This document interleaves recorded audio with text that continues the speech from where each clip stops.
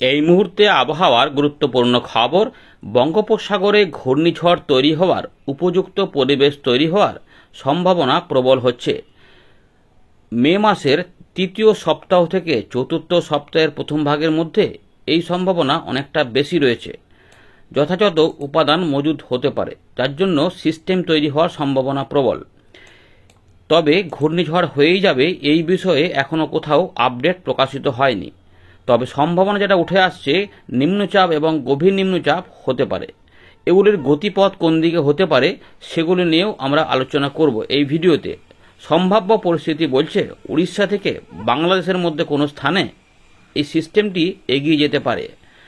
কত গতিবেগের সিস্টেম তৈরি হতে পারে সেগুলি আমরা পরবর্তী আরও কিছু আপডেটে যত সময় গড়াবে তত আমরা বুঝতে পারবো। এই বিষয়গুলি নিয়ে আমরা শেষে আলোচনা করব। তবে বর্তমান আবহাওয়া পরিস্থিতি অনেকটাই শোচনীয় রয়েছে। যেমনটা আমাদের বলা হয়েছিল যে প্রখর রোদের তেজ থাকবে, প্রবল গরম থাকবে, অস্বস্তিকর অবস্থা থাকবে, জ্বালিয়ে পুড়িয়ে মারবে পশ্চিমের দিকে জেলাগুলিতে। ইতিমধ্যেই তাপমাত্রা পশ্চিম মেদিনীপুরে 42 ডিগ্রি ছাড়িয়ে গেছে, অর্থাৎ 42 হয়ে 43 ছুঁই ছুঁই। আর আমাদের অন্যান্য বেশ কিছু অংশেও তাপমাত্রা পশ্চিমের দিকে জেলাগুলিতে কিন্তু 40 ডিগ্রি ছাড়িয়ে কোথাও 41-এর আশেপাশে ঘুরঘুর করছে। আর বাকি বেশ কিছু অংশেও প্রায় ছুঁই ছুঁই তাপমাত্রা রয়েছে।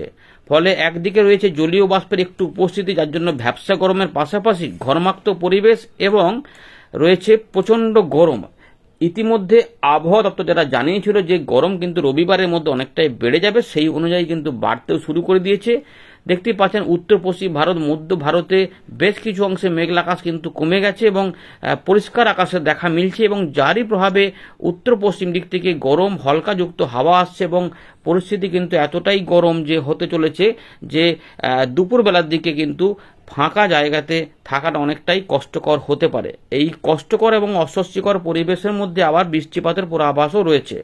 আবহাওয়া দপ্তর জানিয়েছে দক্ষিণবঙ্গে বৃষ্টিপাত হতে পারে বিক্ষিপ্তভাবে। তবে উত্তরবঙ্গের বেশ কিছু অংশে মাঝারি থেকে ভারী বৃষ্টিপাত এবং দু এক জায়গায় ক্ষেত্র বিশেষে অতি ভারী বৃষ্টিপাত হতে পারে। 11 তারিখ থেকে 14 তারিখের মধ্যে এই সম্ভাবনা সবথেকে বেশি। উত্তর পূর্ব ভারতের আসাম এবং মেঘালয় সহ অরুণাচল প্রদেশেও ভারী অতি ভারী বৃষ্টিপাত হতে পারে। বিক্ষিপ্ত ভারী বৃষ্টিপাতের সম্ভাবনা থাকবে ত্রিপুরা, মিজোরাম, মণিপুর, নাগাল্যান্ড এই জোনটাতে, এবং তারই মাঝে কোথাও কোথাও কালবৈশাখী ঝড়ও হতে পারে। এবারে নিম্নচাপ যখন যদি আসে তৃতীয় সপ্তাহের শেষ ভাগ থেকে, তাহলে দক্ষিণবঙ্গে বৃষ্টিপাতের পরিবেশে কিছুটা অদল বদল হতে পারে। বর্তমানে কি পরিস্থিতি রয়েছে সেটা আমরা দেখব। ইতিমধ্যে আপনার এলাকায় আকাশ কেমন রয়েছে, গরম কেমন অনুভব করছেন, বিশেষ করে আপনি যখন দুপুরবেলা বাইরে বেরিয়েছেন বা বেরোচ্ছেন বা ছাদে যাচ্ছেন, তাহলে আপনার কেমন অনুভূতি হচ্ছে অবশ্যই কমেন্ট করে জানাবেন। এছাড়াও অস্বস্তিকর গরমটা কেমন পাচ্ছেন প্রত্যেক জেলা থেকে যারা দেখছেন একটু করে কমেন্টে অবশ্যই লিখবেন, তাহলে অনেকেই কিন্তু বুঝতে পারবে যে বাস্তব পরিস্থিতি কি রয়েছে। চলুন আমরা পুরো বিষয়গুলিকে দেখাবো। আপনি যদি চ্যানেলে নতুন হয়ে থাকেন তাহলে অবশ্যই চ্যানেলটিকে সাবস্ক্রাইব করে রাখুন। সঠিক গুরুত্বপূর্ণ আপডেট ঘূর্ণিঝড় সম্পর্কিত অবশ্যই পাবেন, এবং আমাদের খবর বাংলা যে ফেসবুক পেজ, এই ভিডিও ডেসক্রিপশনে লিঙ্ক দেওয়া আছে, সেখান থেকেও ফলো করে রেখে দিন। তাহলে কিন্তু আপনাদের সেখানেও অনেক গুরুত্বপূর্ণ আপডেট মাঝে মাঝে পাবেন, সেগুলো তাতে আপনাদের অনেকটা উপকার হবে। চলুন প্রথমে দেখে নিই আবহাওয়া দপ্তর এই মুহূর্তে কি বলছে, তারপর আমরা এখানে ফেরত আসছি। প্রথমে আমরা দেখে নিই যে কি কি সিস্টেম রয়েছে, গুরুত্বপূর্ণ বিষয়। এখানে আমাদের দরকারি যেগুলো আছে সেগুলো যদি বলতে হয়, তাহলে আমরা এখানে যেটা দেখতে পাচ্ছি যে উত্তর পূর্ব আসাম সংলগ্ন এলাকাতে ঘূর্ণাবর্ত কাজ করছে।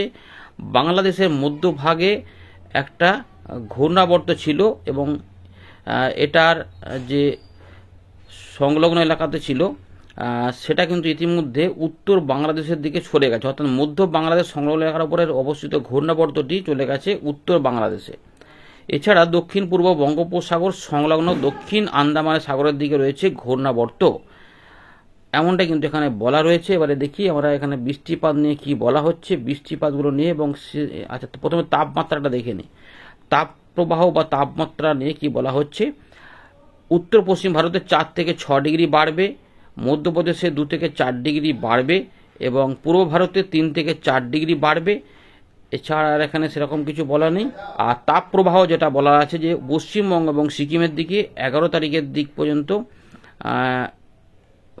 11-12, তার মানে হচ্ছে এখানে মালদা দিনাজপুরের দিকে, গাঙ্গেয় পশ্চিমবঙ্গের দিকে 10 থেকে 14, এবং বিহার উড়িষ্যার দিকে 11 থেকে 14 তারিখ, ঝাড়খণ্ডে 12 থেকে 14, উত্তরপ্রদেশের পূর্বভাগে 14-15 তারিখে তাপপ্রবাহ হবে। গরম অস্বস্তিকর অবস্থা আসাম, মেঘালয়, নাগাল্যান্ড, মণিপুর, মিজোরাম, ত্রিপুরা এদিকে থাকবে, উড়িষ্যার দিকে থাকবে এবং ঝাড়খণ্ডের দিকে থাকবে, বিহারেও থাকবে। অর্থাৎ ভালোই গরম অস্বস্তিকর পরিবেশ এবং তাপপ্রবাহের সতর্কতা দিয়েছে আবহাওয়া দপ্তর। এবার বৃষ্টিপাত একটু দেখে নিই। আমাদের পূর্ব ভারত, মধ্য ভারতে, উত্তরবঙ্গ, সিকিমের দিকে 10 থেকে 12 তারিখের মধ্যে এবং গাঙ্গেয় পশ্চিমবঙ্গে 11 থেকে 13 তারিখের মধ্যে কিছুটা বৃষ্টিপাতের সম্ভাবনা বলছে। আর জোরালো ভারী, অতি ভারী বৃষ্টিপাত বা ভারী বৃষ্টিপাত সেগুলো উত্তরবঙ্গ, সিকিমের দিকে 11 থেকে 13 এবং 12 তারিখে দেখা যাবে, এমনটা এখানে বলা রয়েছে। উত্তর পূর্ব ভারতে কিছুটা ভারী বৃষ্টিপাত, অতি ভারী বৃষ্টিপাত থাকবে অরুণাচল প্রদেশে 12 তারিখে, আসাম, মেঘালয়ে 13 তারিখে। এছাড়াও বিক্ষিপ্ত ভারী বৃষ্টিপাত হতে পারে আসাম, মেঘালয়ে 11 তারিখ থেকে 15 তারিখের মধ্যে। নাগাল্যান্ড, মণিপুর, মিজোরাম, ত্রিপুরা এই অঞ্চলে 11 থেকে 13 তারিখের মধ্যে অর্থাৎ বৃষ্টিপাতের সম্ভাবনা কিন্তু রয়েছে। এবার একবার দেখে নিই 10 তারিখে আবহাওয়া দপ্তর, আলিপুর আবহাওয়া দপ্তর সতর্কতা কবে কবে দিয়েছে। তো উত্তরবঙ্গে বজ্রবিদ্যুৎ অ্যাক্টিভিটি হতে পারে, বিশেষ করে এটা পাহাড়ি অঞ্চলেই থাকবে, যেমন 10 তারিখ থেকে 13 তারিখের মধ্যে সেটা এখানে দেখা যাচ্ছে। 11 তারিখ থেকে 12 তারিখ এবং 13 তারিখে আবহাওয়া দপ্তর দেখুন এখানে ভারী বৃষ্টিপাতের কথা বলছে।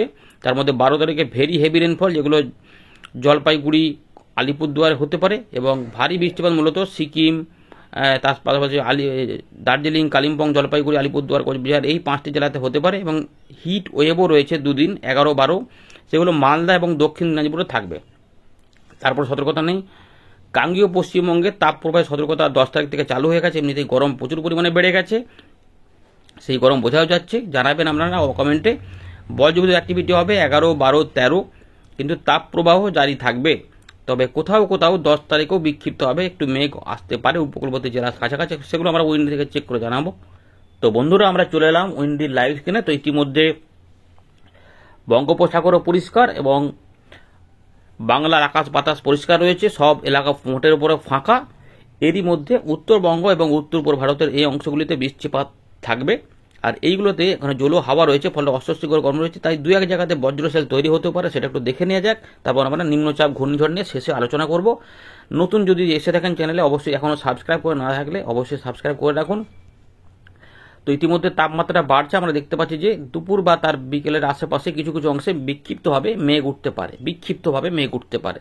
সব জায়গাতে উঠবে এমনটা নয়, সম্ভাবনা কিন্তু থাকছে। তাপমাত্রা ধীরে ধীরে বাড়ার দিকেই রয়েছে, গরম বাড়ছে আস্তে আস্তে, অস্বস্তিও বাড়ছে। তো এইরকম একটা পরিবেশ পাওয়া যাচ্ছে। আর এখানে যদি বৃষ্টিপাত দেখাতে হয় তাহলে দেখুন, খুব উত্তরবঙ্গে রাতের দিক থেকে শুরু হবে, যেগুলো রাত থেকে সকালের দিকে, কিন্তু এই দক্ষিণবঙ্গে দেখুন কিছু অংশে এইখানে কোথাও কোথাও একটু হালকা পাতলা মেঘ উঠতে পারে। তাই কোনো কোনো অংশে, খুব কম এলাকাতে সম্ভাবনা একটু রয়েছে হালকা করে। তবে 11 তারিখ থেকে 11 তারিখে তাপপ্রবাহ বজায় থাকবে, প্রচণ্ড গরম থাকবে, এই এলাকাগুলি থেকে প্রচণ্ড গরম শুকনো হাওয়া আসবে। কিন্তু যেটা হয়েছে যে দক্ষিণবঙ্গের এই অংশগুলিতে কোথাও কোথাও লোকাল বজ্রশেল হতে পারে, যেটা আবহাওয়া বলেছে যে এখান থেকে মুর্শিদাবাদ, বীরভূম, নদিয়া, 24 পরগনা, মেদিনীপুর এই যে অংশগুলো এরকম করে একটা দিয়েছে। তাই এই সংলগ্ন এলাকাতে কোথাও কোথাও বজ্রশেল হতে পারে এবং এখানে বিক্ষিপ্তভাবে বজ্র বিদ্যুতের সম্ভাবনা এবং একটু আধটু বৃষ্টিপাত হতে পারে। কিন্তু উত্তরবঙ্গে যেটা হবে মাঝারি থেকে ভারী বৃষ্টিপাত বিক্ষিপ্ত হবে। আলিপুরদুয়ার, কোচবিহার, জলপাইগুড়ি অর্থাৎ এই যে জোনটা দেখতে পাচ্ছেন এখানে কিন্তু বৃষ্টিপাত থাকবে, এই পুরো এলাকাটা। কিছু ক্ষেত্রে পরের দিকে এগুলোতে বাড়বে। তো আলিপুরদুয়ার, কোচবিহার, জলপাইগুড়ি, ধূপগুড়ি, অধিবাড়ি, জয়গাঁও, এর পাশাপাশি শিলিগুড়িতে বললাম, পঞ্চগড়, ঠাকুর দিকেও থাকবে, কোচবিহার, দিনহাটা, শিলাকুচি এই বিভিন্ন অংশে ঘুরিয়ে ফিরিয়ে কার্শিয়াং, অধিবাড়ি, শিলিগুড়ি, নকশালবাড়ি, লাভা, এই দার্জিলিং এগুলোতে আলিপুরদুয়ার, কোচবিহার, শীতলাকুচি, দিনহাটা, শ্রীরামপুর এবং কোকড়াঝড় থেকে শুরু করে বঙ্গাইগাঁও, পাঠশালা, বারপেটা রোড এই দিকগুলোতে বৃষ্টিপাত হবে। এই রেঞ্জটা কিন্তু বৃষ্টিপাতের কবর পড়বে, সেটা একটু দেখিয়ে দিচ্ছি দেখুন, এবং নিচের দিকেও দেখতে থাকুন 11 তারিখে। তো এইরকমভাবে কিন্তু দেখুন যে মাঝে থেকে ভারী বৃষ্টিপাত আসবে, দেখতে পাচ্ছেন লাল লাল কালার হয়ে যাচ্ছে, অর্থাৎ প্রচণ্ড পরিমাণে যে বৃষ্টিপাত এই পাহাড়ি অঞ্চলগুলোতে থাকবে বোঝা যাচ্ছে। অর্থাৎ আমাদের এখানে দক্ষিণবঙ্গে প্রচণ্ড গরম পরিবেশ থাকলেও উত্তরবঙ্গের জেলাগুলি ভালোই কিন্তু এই সময়কালে বৃষ্টিপাতটা পাবে। সমস্ত হাওয়া কিন্তু ওখানে যাচ্ছে, ওখানে জমা হয়ে পাহাড়ে এই বজ্রশেল তৈরি করে বৃষ্টিপাত দেবে। 12 তারিখে যেটা হবে আমাদের গাঙ্গেয় পশ্চিমবঙ্গে সামান্য একটু মেঘলা আকাশ হতে পারে, কিন্তু প্রচণ্ড গরম থাকবে। এই জলীয় বাষ্প থাকার জন্য সামান্য কিছু অংশে একটু বৃষ্টিপাত আসতে পারে, তাও কিন্তু সবই পূর্ব দিকের জেলাগুলিতে একটু সম্ভাবনা তুলনামূলক একটু বেশি, কিন্তু পশ্চিমের দিকের জেলাগুলিতে হাঁসফাঁস গরম থাকবে। মাঝে 2-1 জায়গাতে একটু বজ্রশেল তৈরি হতে পারে, তার জন্য কোনো কোনো অংশে যেখানে লোকাল মেঘ তৈরি হলে সেই বৃষ্টিপাতগুলো থাকতে পারে। কিন্তু 11, 12 তারিখ, 13 তারিখ পর্যন্ত, 14 তারিখ অনেক গরম থাকবে, মাথা খারাপ করা গরম থাকবে, গা জ্বলুনি গরম থাকবে। দেখুন 43 এগুলো থাকবে, এগুলোতে আর এগুলোতে অস্বস্তি গরম কিন্তু পচিয়ে মারবে। এমনিতেই তাপমাত্রা 42 ডিগ্রি ছাড়িয়ে চলে গেছে প্রায় পশ্চিমবঙ্গের পশ্চিমের দিকে কিছু অংশে, মানুষ যেন হাঁসফাঁস করে মরছে এমন অবস্থা। তো এই যেটা বলা হয়েছিল যেরকম হবে, এবারে দেখুন বৃষ্টিপাত যে সম্ভাবনা রয়েছে সেটা হচ্ছে 14 তারিখ থেকে 15 তারিখের মধ্যেও এই অংশগুলিতে বৃষ্টিপাত থাকবে। দেখুন এবারে যে জলো হাওয়াগুলো ঢুকছে, এবারে যেটা হবে এইখানে কিছু কিছু অংশে বৃষ্টিপাত অল্প করে আসতে শুরু করবে, কিন্তু প্যাচপ্যাচানি গরমটা বজায় থাকবে। তাই সকাল দিকে দুপুর পর্যন্ত, বেলা পর্যন্ত, তারপর পাশাপাশি বিকেল দিকেও গরমটা থাকার পরে বজ্রকর সেল হলে রাত্রে সন্ধ্যের দিকে কোথাও কোথাও বৃষ্টিপাত হয়ে শান্তি ফিরতে পারে, কোনো জায়গাতে বৃষ্টিপাত না হলেও হয়তো ঠান্ডা হাওয়াতে একটু স্বস্তি ফিরতে পারে, এমনও হতে পারে। কিন্তু তাপমাত্রা পশ্চিমের দিকে অনেক জোরালো থাকবে। শুধুমাত্র এইগুলো 40 ডিগ্রির তলায় চলে এলেও অস্বস্তিকর গরমটা কিন্তু ভোগাবে। প্রতিদিনই বৃষ্টি হবে এমন কোনো ব্যাপার নেই, একদিন হলো তারপরের দিনে ফাঁকা হলো, অর্থাৎ তারপরের দিনে প্যাচে গরম করালো, তারপরে আবার বৃষ্টিপাত হলো, এরকম করে একটা স্বস্তির পরিবেশ থাকবে। তবে সামান্য অদল বদল হতে থাকবে, কারণ এই তাপমাত্রাগুলি অদলবদলের ফলে কিছু পরিবর্তন হবে। দেখুন 43, 42, 44, 40, মানে বুঝতে পারছেন যে এই অংশটা কতটা গরম থাকবে। আর যেই জলো হাওয়াগুলো গিয়ে এইখানে বজ্রশেল তৈরি করতে পারে, তাই এই সময়তে কিছু কালবৈশাখী শিলা বৃষ্টিপাতের সম্ভাবনা থাকবে দক্ষিণবঙ্গের দিকে, এই দিকে যেমন 17, 18 তারিখের দিকে মধ্যে কোনো একটি দিনে বলা যেতে পারে এই জায়গাগুলোতে বজ্রশেল তৈরি হতে পারে। এরপরে পরিবর্তন হয়ে যাবে, কারণ এখান থেকে আবার যেটা হবে জলীয় বাষ্পগুলো একটুখানি কমতি থাকবে।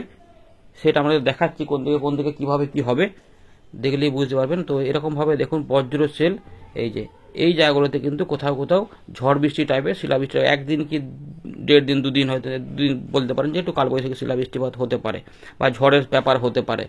এরপরে যেটা হবে পরিবর্তন, সেটা আমাদের দেখা এবারে এই 17 তারিখে দেখতে পাচ্ছেন। 17 তারিখের পর 18 তারিখ সম্ভবত উত্তর পূর্ব বঙ্গোপসাগর সংলগ্ন এলাকাতে ঘূর্ণি তৈরি হওয়ার উপাদান মজুদ হয়ে যেতে পারে, সেইগুলোই কিন্তু নিম্নচাপ তৈরি করতে পারে। এখনো পর্যন্ত দেখা যাচ্ছে, আমাদের বলেছিলাম মাঝে মাঝে আপডেটগুলিতে পরিবর্তন আসবে যত সময় গড়াবে।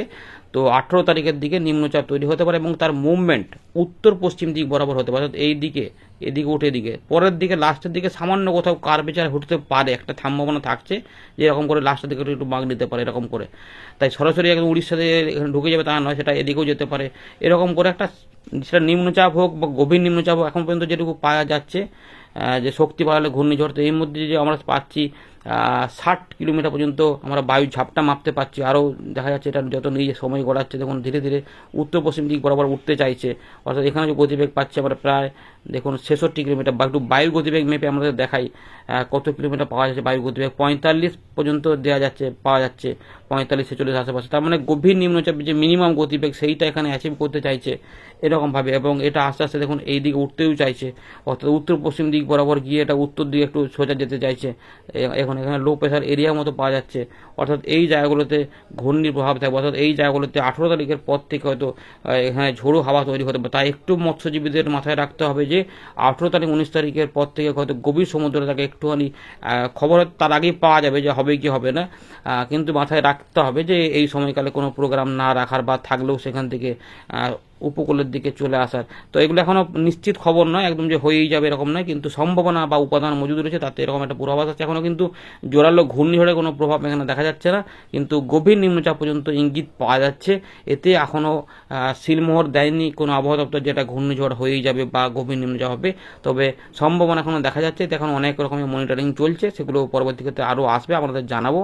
নজর রাখুন, এবং খবর বাংলার যে ফেসবুক পেজ সেটা কিন্তু এই ভিডিও ডেসক্রিপশনে দেওয়া আছে, সেটাকে অবশ্যই ফলো করে রাখুন। সেখানে আমরা আরও কিছু গুরুত্বপূর্ণ আপডেট প্রকাশিত করব নিয়মিত, সেখান থেকেও পাবেন। আপনারা ফলো করুন, তাহলেই কিন্তু আমরা আপডেট দিতে থাকবো।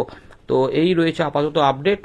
বর্তমানে কিন্তু প্রচণ্ড গরম চলছে, এবং তার মধ্যে উত্তরবঙ্গের জেলাগুলিতে 11 থেকে 13 তারিখ 14 তারিখের মধ্যে ভারী অতি ভারী বৃষ্টিপাত মিশ্রিতভাবে থাকবে, হালকা মাঝারি বৃষ্টিপাত।